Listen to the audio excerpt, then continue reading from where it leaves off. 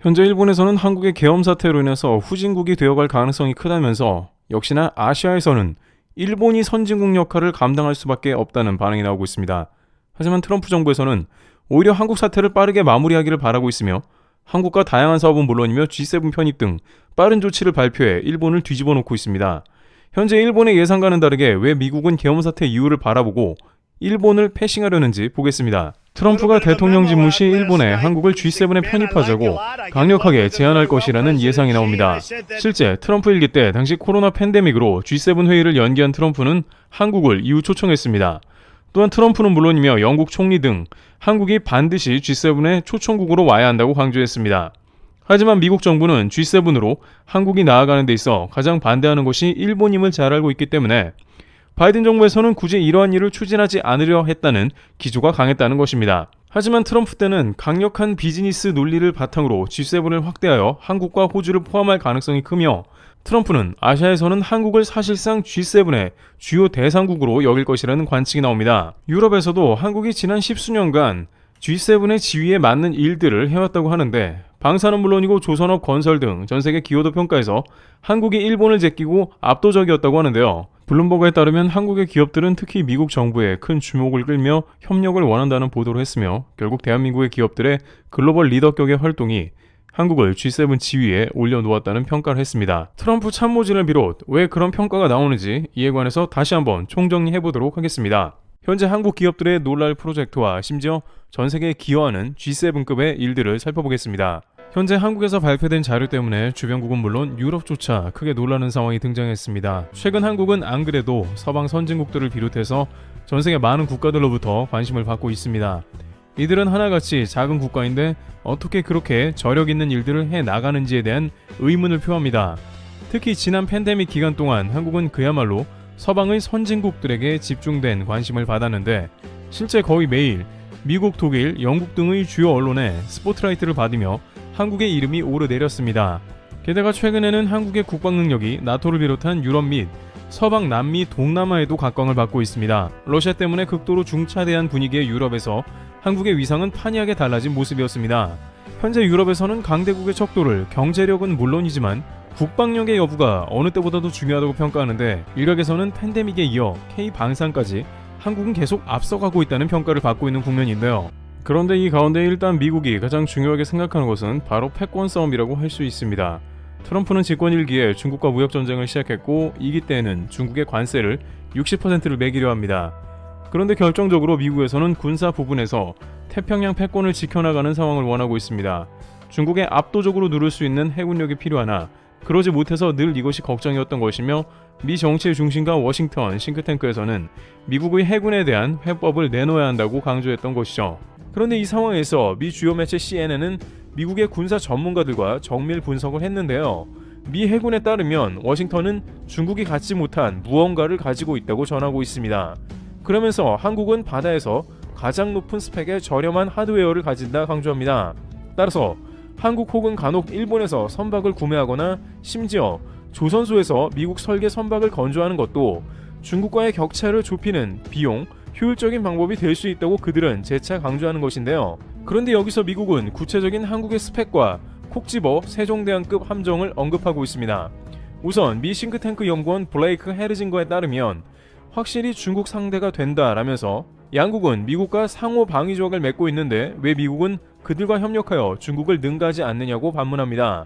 다만 문제는 현재 미 해군이 안보 문제와 미국의 조선 산업을 보호하려는 욕구로 인해 동맹국에서조차 외국에서 건조된 선박을 구매하거나 외국에서 자체 선박을 건조하는 것을 미국 법이 금지하고 있다는 것인데 이를 적극 해결해야 한다는 취지의 발언이 나온 것입니다.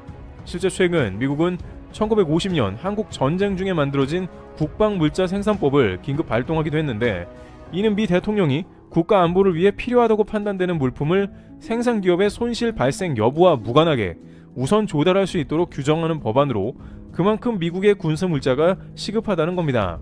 게다가 최근 우크라이나에 엄청난 물자를 공급하느라 본토의 무기까지 재고가 부족한 지경에 이르렀고 자칫 이러다가 중국이 대만을 침공하다 보면 미국이 위기에 처할 수 있다는 의미입니다. 여기서 일부 서방 분석가들은 중국의 타입 55가 한국의 세종대왕급 구축함과 대등할 수 있다 전합니다. 배수량이 10,000에서 12,000톤인 세종함은 중국의 타입 55보다 약간 작지만 128개의 VLSCL과 지대공, 대잠, 순항미사일을 포함한 무기로 더 많은 화력을 가지고 있는데요. 대당 9억 2,500만 달러에 달하는 세종함은 한국의 강력한 함정 스펙을 보여주는 것이죠. 한국 국방부는 이 함정 하나로 대공, 대함, 대잠수함 등 여러 동시적 상황에 대처하고 탄도미사일로부터 방어할 수 있다고 밝히며 중국 55식 이상의 성능을 낼 수 있다고도 말합니다. 이는 중국의 함정은 함정의 퀄리티보다는 양산과 가격 경쟁에만 기울었기 때문입니다. 또한 여기에 일부 일본의 생산력과 해군 기술은 세계 2위 수준에 해당하여 탐내볼만 하다는 겁니다. 물론 이 가운데 가장 조선업의 속도와 퀄리티를 동시에 가장 잘 뽑아내는 것은 한국이라 할 수 있습니다. 특히 미국에서 최첨단 병기라는 스텔스함 주용 왈트는 녹이 범벅되고 고장이 잦았으며 당초 함정당 40억 달러, 약 5조 원이라는 예산을 잡았으나 만들다 보니 9조 원까지 늘어났습니다. 또한 제작 기간도 3년에 한 척이 간신히 나오는 꼴이다 보니 결국 실패한 프로젝트가 된 꼴입니다.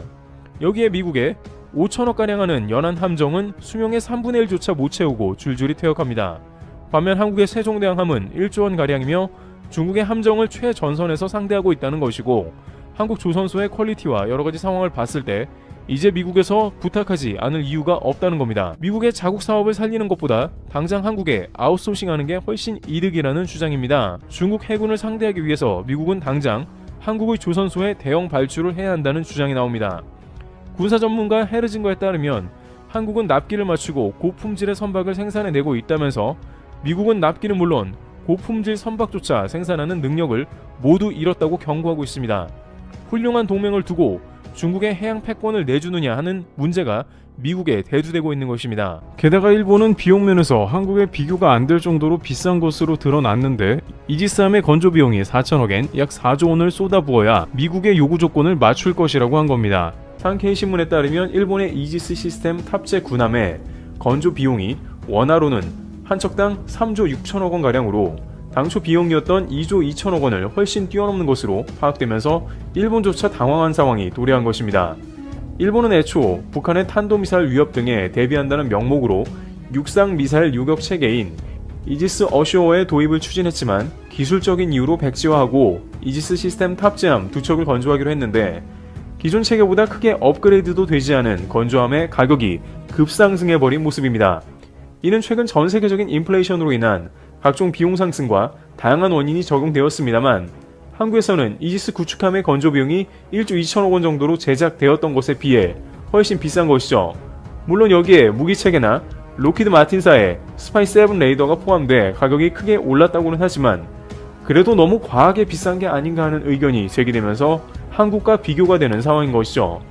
여기에 한국도 마찬가지나 일본 내에서는 더욱 전문 인력을 구하기 어려운 것으로도 판단됩니다. 그러다 보니 전반적으로 비용이 크게 올랐고 구축함, 잠수함 비용도 천정부지로 뛰어올랐다는 해석이 나옵니다.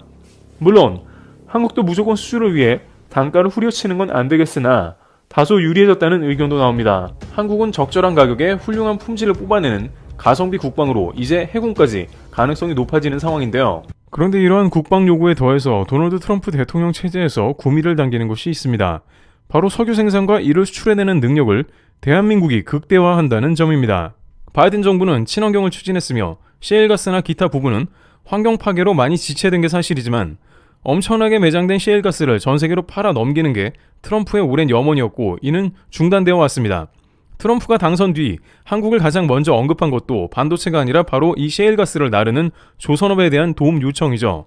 중국을 제외하고 민주진영에서 다른 어떤 나라도 해줄 수 없는 것을 유일하게 한국이 할 수 있는 것입니다. 트럼프는 또한 정확하게 한국의 조선 정비 기술인 MRO를 언급하면서 한국의 능력을 알고 있다고 발언했습니다. 일각에서는 미국에서 한국의 조선업 자체를 미국의 통째로 옮기려는 게 아니냐는 의견도 냅니다만 트럼프는 비즈니스맨이기 때문에 미국에서 LNG선을 생산하는 자체가 어렵고 비용이 많이 드는 것을 알고 있고 이미 뉴욕타임즈 등 주요 언론에서는 바이든 정부에서 한국의 LNG선을 구매하지 않는 것에 대한 비판이 있어 왔습니다. 트럼프는 한국에서 생산된 LNG선을 대거 수입해야 하며 군함도 빠르게 건조해야 한다고 강조하고 있는 것이죠. 말 잘 듣는 참모진을 통해 관련 법안도 빠르게 정비할 것으로 보입니다. 그 가운데 미국의 일부 조선소 인수나 합병으로 현지에서 조선업을 추진할 수도 있겠지만 트럼프의 관심은 미국 셰일가스의 판매이며 미 해군의 능력을 빠른 시간 안에 최대치화하는 것입니다. 트럼프는 당선 직후 독일에는 자동차 관세, 일본은 슈퍼엔저를 없애야 한다, 중국에는 60% 관세, 멕시코 자동차에는 200% 관세 등 모든 나라에 부정적인 소리를 하고 나섰지만 한국에는 조선업이 급하며 빠르게 이를 추진하자 했고 한국 조선주는 일제히 급등하는 모습을 보였습니다.